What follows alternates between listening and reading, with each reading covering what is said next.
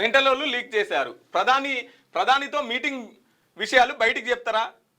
అక్కడ జరిగింది ఒకటైతే మీడియాకు వేరే చెప్పారు. వాళ్ళు ఎవరో చెప్తే చర్యలు తీసుకుంటామని వార్నింగ్. ఇక నువ్వెందుకున్నావు? వాళ్ళు ఎవరో చెప్తే, వాళ్ళు ఎవరో మంది చెప్తే నువ్వెందుకున్నట్టుగా? మొన్న 3 రోజుల క్రితము న్యూస్ వచ్చింది కదా, అంటే ఇక్కడ ఉన్నటువంటి ఎంపీలకు మోదీ క్లాస్ వీకెండ్ పార్టీని బలోపేతం చేయడంలో విఫలమయ్యారని చెప్పేసి క్లాస్ వీకెండ్ అని చెప్పేసి కథనాలు వచ్చినాయి కదా. లేదు అట్లా కాదు, మాతోని మోదీ గారు వేరే విధమైనటువంటి చర్చలు వేసారు, బయటికే చెప్పారు, ఇలా కావాలని ఇట్లా ఆ చర్చలో పాల్గొన్న వాళ్ళు ఎవరైతే ఉన్నారో కావాలని ఇట్లా మీడియాకి అయితే చెప్పారు.